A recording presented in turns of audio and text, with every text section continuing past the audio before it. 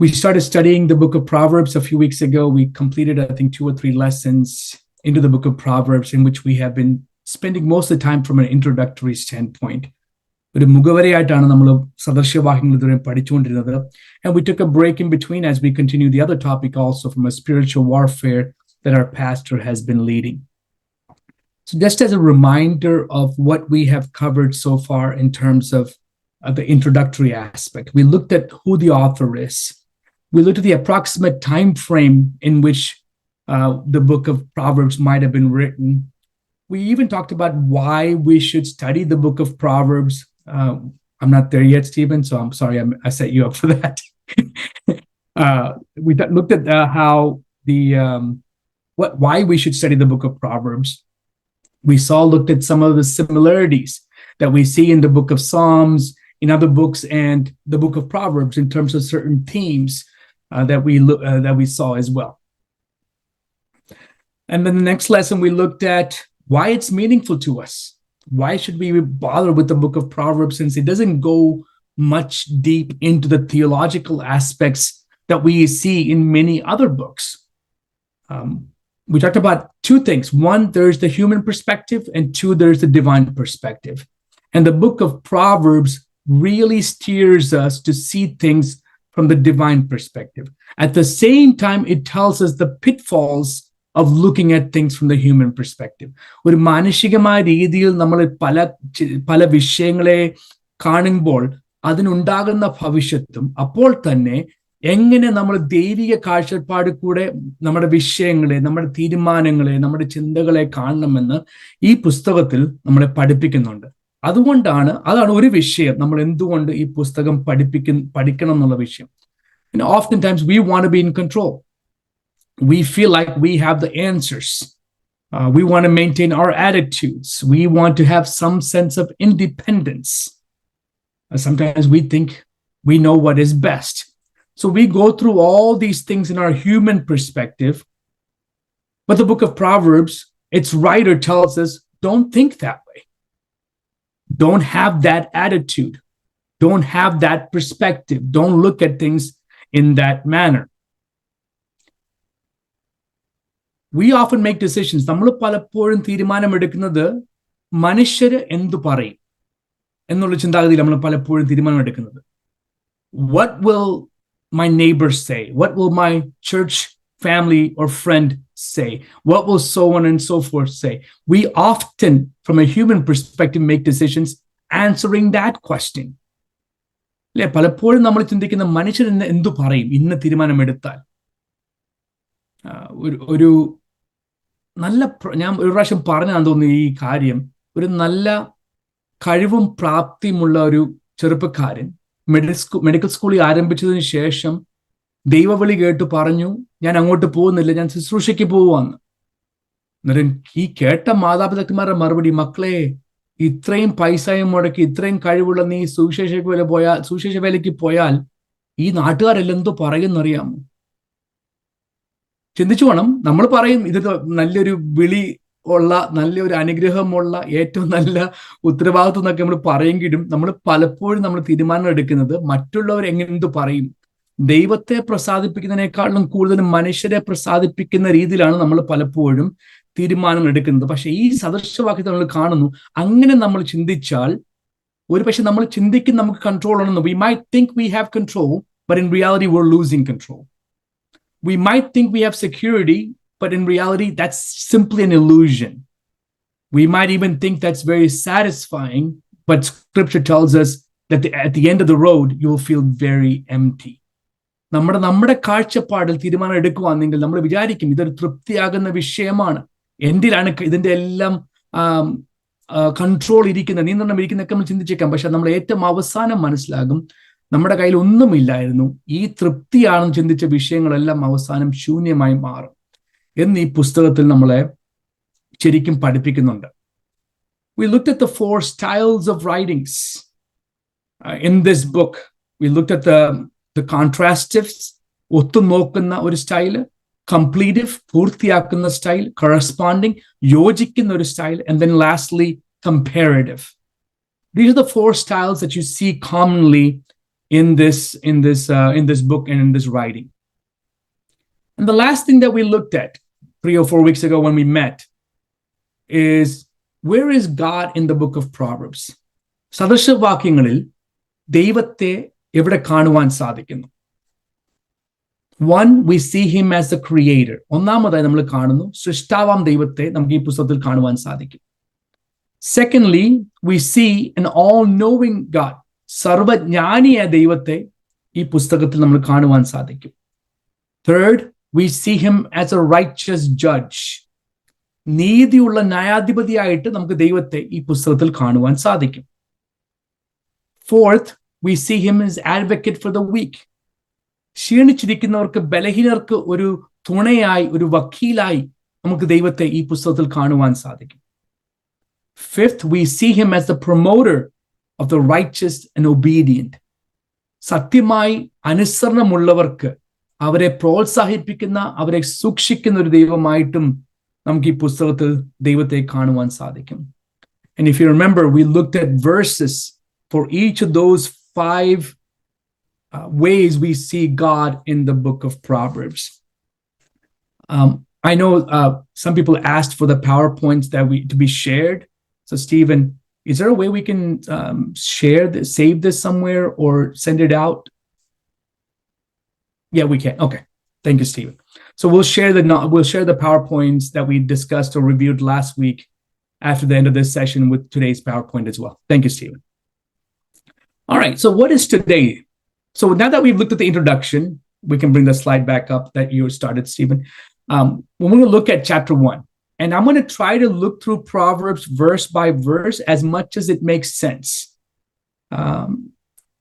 മനസ്സിലാകുന്ന രീതിയിൽ വാക്യപ്രതിവാക്യമായി പോകാൻ എനിക്ക് താല്പര്യമുണ്ട്, but you will notice there's a lot of repetition in some of the things.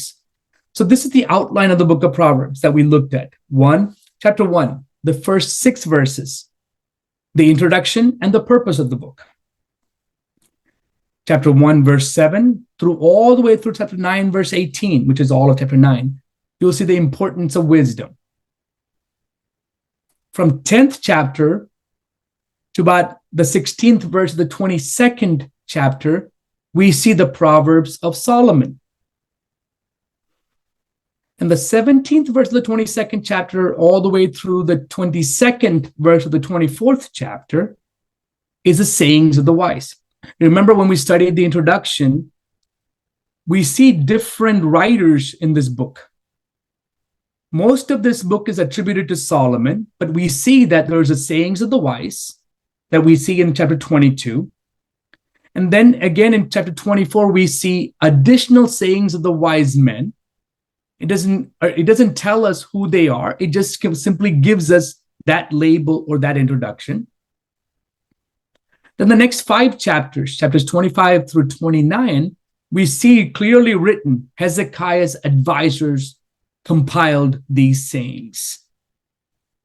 When we looked at that, we said there are many possibilities. One, they could have heard Solomon discuss these proverbs, and they wrote it down, and then it was incorporated later. It could have been Solomon commissioned those advisors. It could have been so many reasons why they were listed as the ones who compiled those 5 chapters. In chapter 30, we see it says words of Agur. We don't know much about that person except that chapter talks about his wisdom or the fact that he recorded those scriptures. Again, we don't know where the source is. It could have been all of Solomon, because we read in other chapters, we read in other references where Solomon was in the city in different places discussing many proverbs. Historians say that Solomon would have been a part of a circle of wise men that discussed many proverbs, many things that were known in that time frame. Then in verse 31, the first 9 verses, it talks about words of Lemuel. Right? Again, not much we know about that person, but it says the words of Lemuel. And then the last 22 verses of the book, I labeled it a unique conclusion. That's just my words. But if you look at it, it doesn't seem to fit anything else. But if you the more you study it, the more you realize how beautifully it fits with the first 30 chapters of the book. Now, that unique conclusion is because we often hear that in wedding ceremonies. We don't hear the first 30 chapters in the wedding ceremony. We do hear the last 20 verses or so mentioned often in wedding ceremonies. But what's unique is when you study all 31 chapters, this is the way I said it on one of the wedding classes, is we might call upon this last 20 or 21 verses as, here's what a wife should be. Here's a virtuous woman. Here's a Proverbs 31 woman. That's a common label that we see listed there. And then you ask, well, where's the men's instructions? And then my answer to that is the first 30 chapters are for the men. And then these last 20 verses are for the women. So we as men have a lot more to study, a lot more to prepare for than what we see what we see in the last 20 verses. So that's a review of what we have done so far in terms of the book of Proverbs and the introduction. All right, now we're going to try to go verse by verse as much as it makes sense, because we know a lot of these things. Chapter 1, verse 1, the introduction. What I noticed was there's 3 things clearly stated there that we normally don't see in other books that frequently, at least not in the Old Testament. നമ്മൾ പഴയ നിയമത്തിൽ അധികം പുസ്തകങ്ങളിൽ കാണാത്ത രീതിയിലാണ് ഇതിനൊരു ആമുഖം അല്ലെങ്കിൽ ഒരു ഇൻട്രൊഡക്ഷൻ ശലോമോൻ കൊടുക്കുന്നത്. These are the Proverbs of Solomon, son of David, king of Israel. There are 3 things. 1, who writes it, Solomon. 2, what he's mentioning his relationship. He's saying that he's a son of David. He's proud of that. And 3rd, what is his title or responsibility? Now, before we go to the next slide, I want to take a moment and ask, how many other books in the Old Testament have anything similar as an introduction? If you look at the first 5 books, the Pentateuch, there's often a debate about who wrote it, because it doesn't clearly say the words of Moses, right? But we can extrapolate from the contents and the experience that most likely Moses wrote it. It's not until, if you go through the next few books, the Kings and the Chronicles, the Samuel books, again, none of those books have any introduction that says, I am the author, but we extrapolate from the content who the writer might be. Now, the closest things I found is like when you come to the book of Nehemiah. When you come to the book of Nehemiah, chapter 1, verse 1, Nehemiah says, the words of Nehemiah, the son of Hilkiah. There we see a similar pattern to how Solomon has written this book of Proverbs. Now, this is actually a common writing for Solomon. ഈ രീതിയിലാണ് ശലോമോൻ മിക്ക പുസ്തകങ്ങളും അല്ലെങ്കിൽ 1-2 പുസ്തകങ്ങൾ എഴുതിയതിൽ ഈ രീതിയിലാണ് ശലോമോൻ പരിചയപ്പെടുത്തുന്നത്. In the book of Ecclesiastes, സഭാപ്രസംഗി പുസ്തകത്തിൽ ശലോമോൻ പറയുന്നു, chapter 1, verse 1, the words of the preacher, the son of David, king in Jerusalem. പ്രഭാഷകന്റെ എഴുതിയ പുസ്തകം, ദാവീദിന്റെ മകനായ, പിന്നെയും പറയുന്നു യെരൂശലേമിലായിരിക്കുന്ന രാജാവ്. ആ രീതിയിലാണ് സഭാപ്രസംഗി ശലോമോൻ ആരംഭിക്കുന്നത്. The Song of Solomon, ഉത്തമഗീതം ഇങ്ങനെ ആരംഭിക്കുന്ന ശലോമോൻ, the Song of Solomon, which is Solomon's. There again, he's clearly articulating for us who the author is. Then when you come to the prophetical books, പ്രവാചക പുസ്തകങ്ങൾ നമ്മൾ വരുമ്പോൾ, we see some similarities to that. Right? We see the vision that Isaiah had, the son of Amos, the words of Jeremiah, the son of Hilkiah, the words, and then we come to Hosea, Joel, Amos, and so forth, the prophets there, you see the similar thing, the vision of the Lord as seen by, the words of God or the words of the Lord given to this prophet or this servant. And so we see similar, but Solomon has a very unique introduction to the way he writes his book. I call that Old Testament specifically. ഞാൻ പഴയ നിയമം എടുത്തു പറയാൻ കാരണം പുതിയ നിയമത്തിൽ വരുമ്പോൾ നമുക്ക് അതിന്റെ മാറ്റം കാണുവാൻ സാധിക്കും. When you look at the book of Acts, Luke clearly says, I'm writing this book. When you come to some of the epistles, some of the letters, you see Paul clearly stating that I am writing this book. Again, nothing theological, nothing deep there. I just noticed that the way he introduces his books is slightly different. All right, let's move forward then, Stephen. What is the purpose? When we looked at the outline, we noticed that the first verse was the introduction. Verses 2 through 6 is the purpose. So we're going to look verse by verse and at a summary level. Verse 2, to know wisdom. This is the New King James Version, by the way. To know wisdom and instruction, and to perceive the words of understanding. Now, when you read that, and somebody were to ask you, what does that mean to you? How would you explain that? Right? So what I do is normally I look at different translations to figure out how do I make sense of this verse? All right. So what I did was I provided for all of us to review 3 different translations of the same verse to see if that makes sense to us as you read that. Just a small nugget of information on translations. Oftentimes we're familiar with King James Version, the New King James Version, maybe even the NIV version. I don't know how many of us use any other versions, but it's always good to study comparing the versions. You might get some nuggets here and there. But there are usually 3 categories of translations. One, there is the word-for-word translations. And that's what you see in the NASB, ESV, King James Version, New King James Version. All of those things have a word-for-word translation. Okay. Then there is the thought for thought. ചിന്തയ്ക്കുള്ള ചിന്ത അല്ലെങ്കിൽ ചിന്തയ്ക്ക് സമമായ ചിന്ത എന്ന രീതിയിൽ പരിഭാഷപ്പെടുത്തിയ പുസ്തകങ്ങൾ. When you think about the NIV, is that the let's see which ones. That's probably the most common one that we see as a thought for thought. And the last one is the paraphrased. The paraphrased translations are like the New Living translations, the Good News translation, the Message translation. So when you read those, you will see that it's not a word for word, it's not thought for thought, but you get a lot more details about how they're trying to articulate the message of how that scripture was written. So in this case, verse 2, to know wisdom and instruction, to perceive the words of understanding. That's how the New King James Version reads. Now, let's look at the New Living Translation, which I told you is a paraphrase. The Amplified, it's sort of a between a thought for thought and paraphrased. And the Young Living Translation, right? The purpose in the New Living Translation, their purpose is to teach people wisdom and discipline, to help them understand the insights of the wise. That may make more sense in the New King James Version to some of us. Okay, it's trying to teach me something.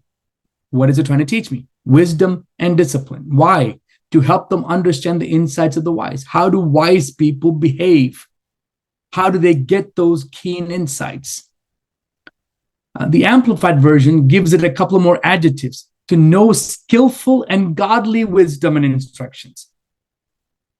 ദൈവികമായ അല്ലെങ്കിൽ സ്വർഗീയമായ ജ്ഞാനം ലഭിക്കേണ്ടതിന് വേണ്ടി.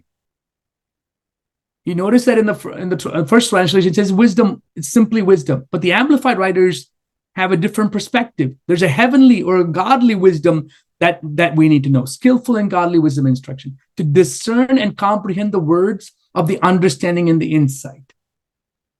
And then lastly, in the Young Living Translation, we read, for knowing wisdom and instructions, and for understanding the sayings of the intelligence. You know, sometimes when we hear people talk, we have no idea what they're saying. Way back, I used to read books from Ravi Zacharias. I used to read them 3 or 4 times. I'm not talking about just one page at a time, 3 or 4 times to help understand what he was trying to say, because the intelligence there, the wisdom there, and what he is communicating, it's very deep. And so it's not easy for a common person like me to understand what he was saying. So oftentimes that meant dictionaries and reading it over.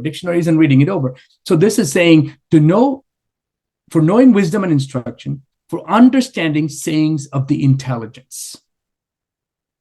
That's verse 2, right? Remember, all 5 verses, 2, 3, 4, 5, and 6 are all the purpose of this book. All right, next slide. Next verse on verse 3. To receive the instruction of wisdom, justice, judgment, and equity. That's the New King James Version. What does that mean to us? How do we understand that?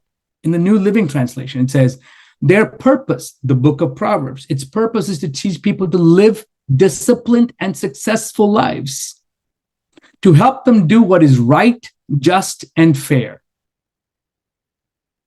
A bit simpler, and you get to clearly understand what's expected of us. ആ new living translation വായിക്കുമ്പോൾ നമ്മളിൽ നിന്ന് ഈ സദൃശവാക്യങ്ങൾ എന്ത് പ്രതീക്ഷിക്കുന്നുവെന്ന് നമുക്ക് പെട്ടെന്ന് മനസ്സിലാക്കുവാൻ സാധിക്കും. It says it's going to help us do what is right, what is just, and what is fair. How does it do that? It's going to teach us how to live disciplined life, which leads to successful lives. Amplified version, to receive instruction in wise behavior and the discipline of wise thoughtfulness, righteous, justice, and integrity. And the Young Living Translation, for receiving instruction of wisdom, righteousness, judgment, and integrity. Now, before we move on from the slide, I highlighted the word equity. Here's why. This is a very popular word today in the culture. We got social equities. We have trying to get racial equities. We have income. We have all these things that are called out in the name of equality or equity. I highlighted it because, yes, Proverbs talks about it. But Proverbs gives us, when you study the different translations, it gives us what equity should be. In the New Living Translation, it says fair. Equity has to be fair. It's not just a made up or some sort of non-fact-based approach to some certain things, or some sort of prejudice-based, right? In the Amplified Version, it says integrity. Same thing that we see in the Young's Living Translation. All right, let's go to verse 4.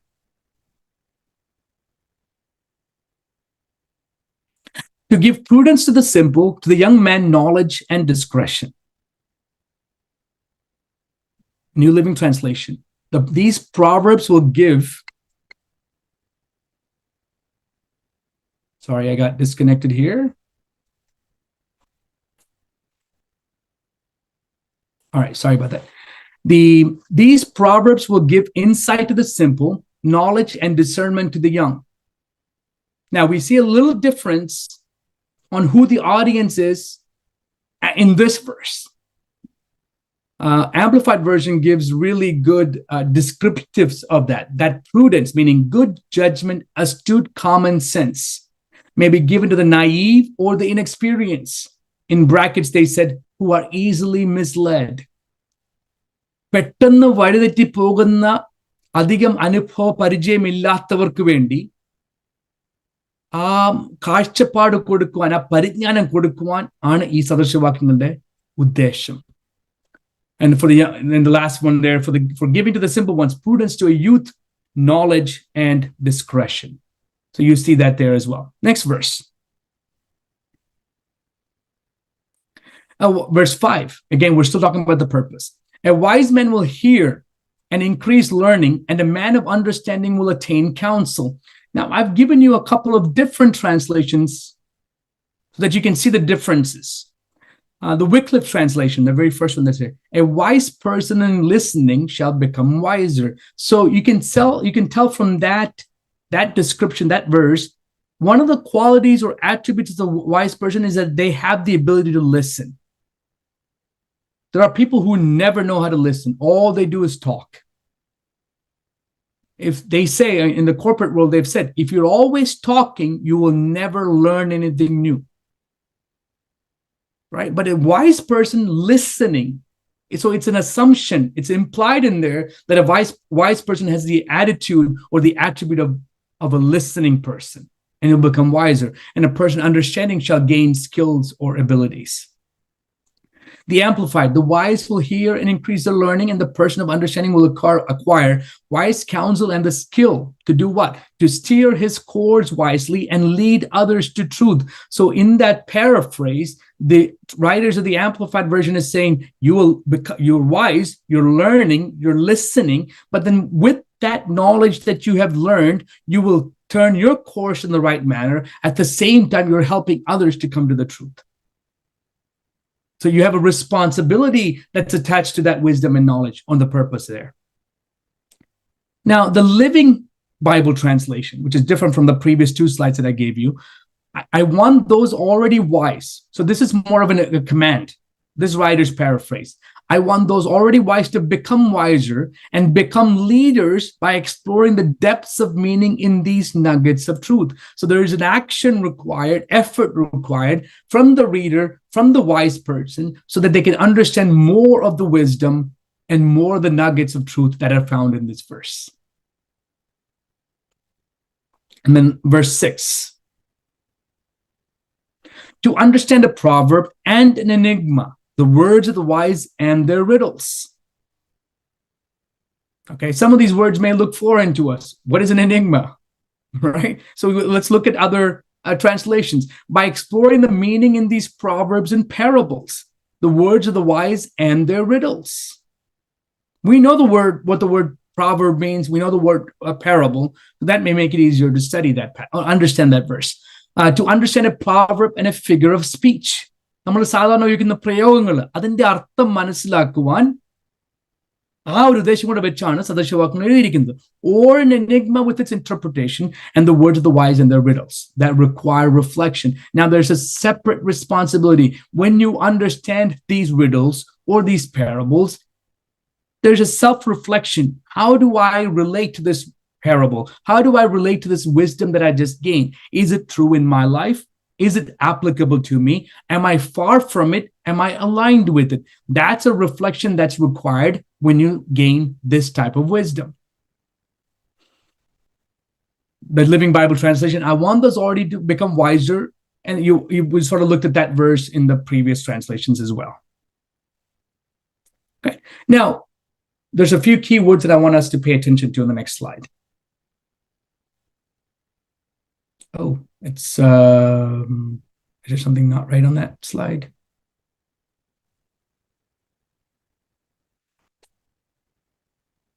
All right, wisdom, instruction, understanding, justice, judgment, equity, prudence. These are the key words that we see in the purposes written. I believe, one moment, Stephen, let me see if something broke off on that.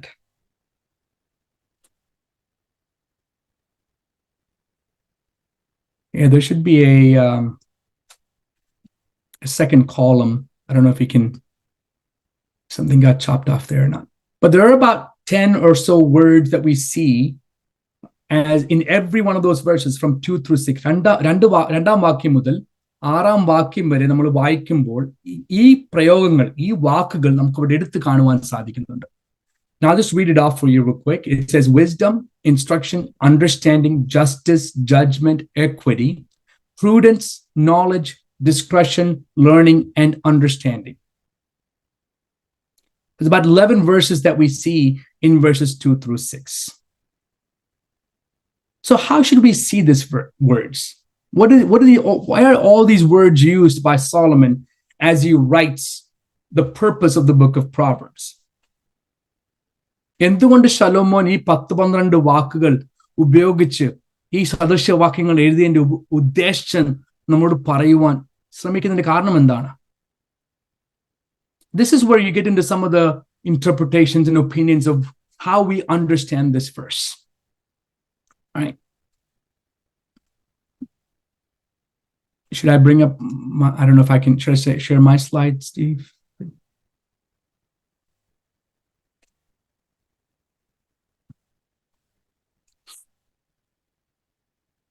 All right, let's move on, and thank you, Stephen, for figuring that out. What are the differences in these words? Here we understand there are different ways that we can study, and maybe all of that is true. Okay, most experts say, or some experts say, that these are 21 synonyms for the word wisdom. 21 പര്യായ പദങ്ങൾ, പരിജ്ഞാനം അല്ലെങ്കിൽ ജ്ഞാനം അല്ലെങ്കിൽ വിവേകം, ഈ പറയപ്പെട്ട വാക്കുകൾ അതിന് പര്യായ പദങ്ങളായിട്ടാണ് പലരും പല എക്സ്പെർട്സും കാണുന്നത്. Right? And we'll look at different theories also. But I just want to focus on that one theory for today. What if these are synonyms for the word wisdom? If that is the case, we can look at these synonyms in 3 different categories. Well, let me actually come back to that in a moment. Can we go to the next slide there, Steve? All right, there you go. Thank you. So you see that those words on the left-hand side. You'll see that these synonyms are often seen with infinitive verbs: to know, to understand, to receive, to give. All these phrases, all these verses have that imperative given or verb given to us as we study the book of Proverbs. Okay? And we saw some of that as we looked at those first six verses in chapter 1. All right, so keep those 12, 11 words in your mind as we go to the next slide. There's one certainty, no matter how we look at this book, its purpose, and these terms that Solomon uses, there's one certainty. ഒരു കാര്യം നമുക്ക് തീർച്ചയായിട്ടും പറയാൻ സാധിക്കും. ഇതെങ്ങനെ നമ്മൾ പഠിച്ചാലും, ഇതെങ്ങനെ നമ്മൾ വിവേചിച്ചാലും, എങ്ങനെ നമ്മൾ മനസ്സിലാക്കിയാലും ഒരു കാര്യം ഉറപ്പായിട്ട് പറയാൻ സാധിക്കും. ഈ പുസ്തകത്തിന്റെ പ്രധാന വാക്കെന്ന് പറയുന്നത് വിസ്ഡം എന്നാണ്. That's not new to any of us. When I was doing a sort of a cursory count, I found at least 49 times the word wisdom is mentioned in the New King James Version in this book alone. All right. Next slide. So if we study these words as synonyms, പര്യായ പദങ്ങളായിട്ട് നമ്മൾ ഈ വാക്കുകളെ പഠിക്കുവാണെങ്കിൽ, we can classify this into 3 different sections or 3 different categories. There's wisdom in terms of that which addresses human education and learning. മനുഷ്യരുടെ ജീവിതത്തിനും അവരുടെ പഠനത്തിനും വേണ്ടി ഉപയോഗിക്കുന്ന പരിജ്ഞാനം. There's wisdom as a cornerstone for justice, politics, and ethics. So we can look at these words in that context. And thirdly, we can look at wisdom as a theological concept. വേദശാസ്ത്ര രീതിയിൽ നമുക്ക് ഈ പരിജ്ഞാനത്തെ പറ്റി ജ്ഞാനത്തെ പറ്റിയും നമുക്ക് പഠിക്കുവാൻ സാധിക്കും. So there's at least three classifications we can use to understand those 11 words that we see as, if we call them as synonyms. And let's look at the first one in the next slide. What does it mean to say human education and learning? How do we see wisdom in that concept? Verse 2, if you read that, right? Remember, we read that earlier. It says instruction and understanding. In verse 4, it said knowledge and discretion. And remember I said that in verse 4, we see a relationship called out. ഒരു ബന്ധം നാലാം വാക്യത്തിൽ നമ്മൾ കണ്ടു. To a young man. So what could that be? Could it be a father-son relationship? Now, it's common to have that relationship because in those times when Solomon was writing these Proverbs, there are many non-biblical writings that shows you a father talking to a son. ശലോമോന്റെ കാലത്ത് അനേക എഴുത്തുകൾ ബൈബിളല്ല ഞാൻ പറയുന്നത്, പുറമേയുള്ള പല എഴുത്തുകൾ നമ്മൾ പരിശോധിച്ചാൽ ഒരു പിതാവ് മകനോട് സംസാരിക്കുന്ന അനേക ഉപദേശങ്ങൾ പുസ്തക രീതിയിൽ കാണുവാൻ സാധിക്കും. So Solomon would be used to that. So you could see that father-son. You could see a mentor-mentee relationship. You could see an older person to a younger person relationship. So all of that is true as you read through the book of Proverbs. In verse 6, also studying this as a synonym for human education and learning, it talks about understanding. Now, before we move on, if you look at it from this standpoint, we know that this is not common this is not just available or found just in the book of Proverbs. സദൃശവാക്യങ്ങളിൽ മാത്രമല്ല ഇങ്ങനെയുള്ള ഒരു പ്രയോഗങ്ങൾ നമ്മൾ കാണുന്നത്, അല്ലെങ്കിൽ ഈ ചിന്താവിഷയം നമ്മൾ കാണുന്നത്.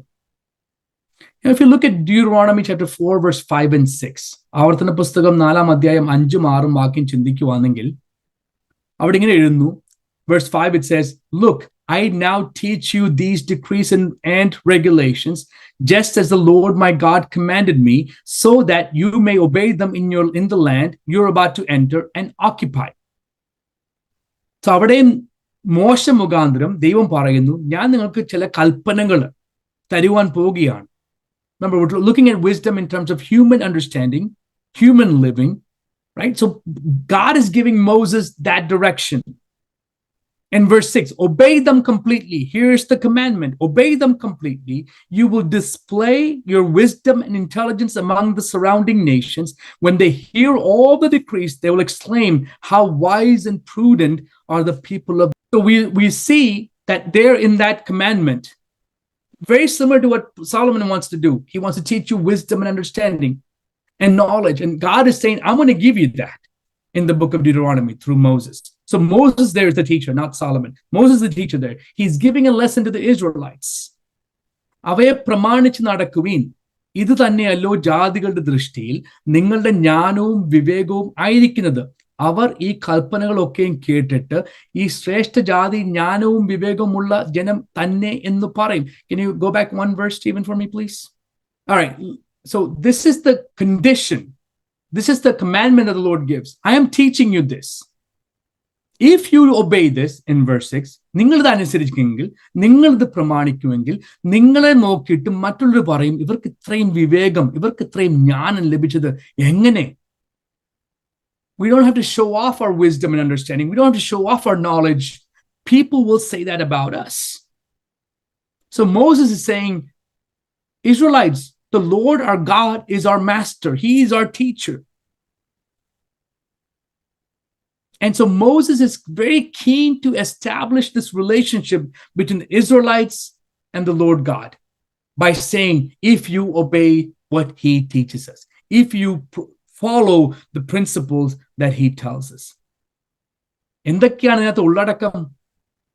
In verse 5, if you obey my statutes and judgments, two things that Lord God teaches Moses, who in turn teaches the Israelites. എന്താണ് ദൈവത്തിന്റെ പ്രതീക്ഷ? ഇത് പഠിപ്പിച്ചു കഴിഞ്ഞാൽ നമ്മൾ 6-ാം വാക്യത്തിൽ കണ്ടു, ഇത് നിങ്ങൾ അനുസരിക്കണം. You must obey them completely. You must observe them carefully. ഇത് ചെയ്താൽ എന്താണ് നമ്മുടെ അനുഗ്രഹം? What's the result of this obedience? What's the result if you follow the statutes and observe the judgments very carefully? When they hear this, meaning people around them hear this, they will say, surely the Lord has taught you. ഈ ശ്രേഷ്ഠ ജാതി ജ്ഞാനവും വിവേകമുള്ള ജനം തന്നെ എന്ന് പറയും. People will say that about them. Now, I don't know if, Stephen, you were able to go to Psalms 19, verses 7 through 11. 19-ാം സങ്കീർത്തനം നോക്കിയാലും ഇതേപോലെ ചിന്താവിഷയം കാണുവാൻ സാധിക്കും. Remember, we're looking at wisdom in terms of human understanding and for human living, or human education and human living. ഞാൻ പറഞ്ഞു വന്നത്, നമ്മൾ ഈ സദൃശവാക്യത്തിൽ കാണുന്ന ആ ചിന്താവിഷയം മറ്റുള്ള പുസ്തകങ്ങളിലും അതുപോലെ കാണുവാൻ സാധിക്കും. സോ ശലോമോൻ പറയുന്ന വിഷയം ഒരു പുതുമയുള്ള വിഷയമല്ല, പക്ഷെ ആവർത്തിച്ച് നമ്മൾ ദൈവവചനത്തിൽ കാണുന്ന ഒരു വിഷയമാണ്. നമ്മളിപ്പം ആവർത്തന പുസ്തകത്തിൽ കണ്ടു. In Deuteronomy we saw that. Now we're going to see it again in Psalms 19, verse 7 through 11. The instructions of the Lord are perfect. 19-ാം സങ്കീർത്തനം 7-ാം വാക്യം മുതൽ. Reviving the soul. The decrees of the Lord are trustworthy, making wise the simple. യഹോവയുടെ ന്യായപ്രമാണം തികവുള്ളത്, അത് പ്രാണനെ തണുപ്പിക്കുന്നു. യഹോവയുടെ സാക്ഷ്യം വിശ്വാസ്യമാകുന്നു, അത് അല്പബുദ്ധിയെ ജ്ഞാനിയാക്കുന്നു. What of Solomon's purpose? To give us wisdom for human education and for human learning. What is the writer of Psalms 19 saying? If you follow the testimony of the Lord, it is sure to make making wise the simple, but it converts the soul. It is perfect. It gives us that. Verse 8, the commandments of the Lord are right, bringing joy to the heart. The commandments of the Lord are clear, giving insight for living. Right? യഹോവയുടെ ആജ്ഞകൾ നേരുള്ളവ, അവ ഹൃദയത്തെ സന്തോഷിപ്പിക്കുന്നു. യഹോവയുടെ കൽപ്പന നിർമ്മലമായത്, അത് കണ്ണുകളെ പ്രകാശിപ്പിക്കുന്നു. Another translation, it says it gives us insight for living. നമ്മൾ എങ്ങനെ ജീവിക്കണം എന്നുള്ള കാഴ്ചപ്പാട്, ഉൾക്കാഴ്ച ദൈവത്തിന്റെ ആജ്ഞകളെ നമ്മൾ അനുസരിക്കുവാണെങ്കിൽ അത് നമുക്ക് തരും. Okay, verse 9, the fear of the Lord is clean, enduring forever. The judgments of the Lord are true and righteous altogether. യഹോവ ഭക്തി നിർമ്മലമായത്, അത് എന്നേക്കും നിലനിൽക്കുന്നു. യഹോവയുടെ വിധികൾ സത്യമായവ, അവ ഒട്ടൊഴിയാതെ നീതിയുള്ളവയാകുന്നു. When you read that first few words, keep that in mind as we go through the book of Proverbs, the fear of the Lord. And you'll see another theme that's reoccurring in the book of Proverbs. Verse 10, they are more desirable than gold, even the finest gold, sweeter than the honey and the honeycomb. Now, all of a sudden, we see the benefits. Now there's a value to understanding, obeying, and following the commandments and the statutes of God. ഇതുവരെയും നമ്മൾ ആദ്യം വായിച്ച 3 വാക്യത്തിൽ ഈ സങ്കീർത്തനത്തിൽ നമ്മൾ ദൈവത്തിന്റെ ആലോചന അനുസരിച്ചാൽ, അവയെ സൂക്ഷിച്ചാൽ, അവയെ പ്രമാണിച്ചാൽ നമുക്ക് എന്ത് അനുഗ്രഹം ലഭിക്കും? ഈ വാക്യത്തിൽ കാണുന്നു അതിന്റെ മൂല്യം എന്താണ്. What's the value of the statutes and the commandments and the precepts of the holy God? Right? In verse 11, they are a warning to your servant, a great reward for those who obey them. അടിയന് അവയാൽ പ്രബോധനം ലഭിക്കുന്നു, അവയെ പ്രമാണിക്കുന്നതിനാൽ വളരെ പ്രതിഫലമുണ്ട്. So the writer of Psalms has given 5 verses, dedicated 5 verses to understanding how much depth there is in the laws and the commandments, statutes, and precepts of the holy God. കർത്താവിന്റെ കൽപ്പനകൾ, കർത്താവിന്റെ പ്രബോധനങ്ങൾ, കർത്താവിന്റെ ആജ്ഞകൾ, കർത്താവിന്റെ ചട്ടങ്ങൾ അതനുസരിച്ചാൽ, അതിനെ പിന്തുടർന്നാൽ, അതിനെ നമ്മൾ പ്രമാണിച്ചാൽ, അതിനെ നമ്മൾ സൂക്ഷിച്ചാൽ, അതിൽ കൂടെ നമുക്ക് ലഭിക്കുന്ന എല്ലാ അനുഭവങ്ങളും അനുഗ്രഹങ്ങളും എടുത്തു പറയുവാൻ ഈ സങ്കീർത്തനക്കാരൻ 4-5 വാക്യങ്ങൾ എടുത്ത് നമ്മളെ കാണിക്കുക. Very similar to what Solomon was doing in the book of Proverbs that we were looking in the verse wisdom as a human education and learning.